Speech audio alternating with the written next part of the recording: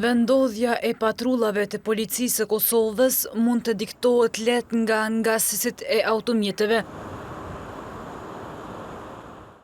Qytetarët mund të dinë se ku ka radar duke përdorur aplikacionin Waze, në të cilin raportohen lokacioni i saktë nga vetë përdoruesit e këtij aplikacioni. Në bazë të aplikacionit, një patrull e policisë ndodhet në rrugën Lidhja e Pejës, e ne do të shkojmë të shohim nëse ka radar pikërisht në këtë rrugë. Police reported ahead.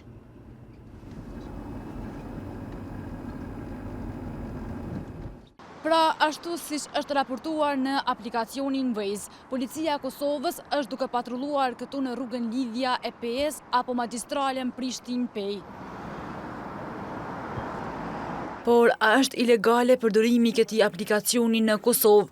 Një navigacion i tillë ose GPS i tillë do thotë ka të bëjë me njoftimet paraprake të qytetarëve që e përdorin trafik, por një gjë e tillë pasi që nuk është ndaluar me ligjet të Kosovës, pozitive të Kosovës, atëherë mund të jetë e lejuar derisa nuk ndalohet një gjë e tillë konform ligjet ose në mënyrë taksative nga ana e ligjit.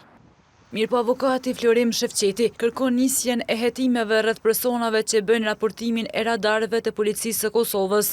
Paraqesin bazë të funksionimit të kundërligjshëm dhe normalisht që do duhet të hetoheshin dhe të sankcionoheshin dhe normalisht të dënohen nga ana e gjykatës, sepse në mos të duhur mund të paraqet edhe pengim të provuarit në procedurë apo të pengim të zbulimit të një vepre kundërvajse.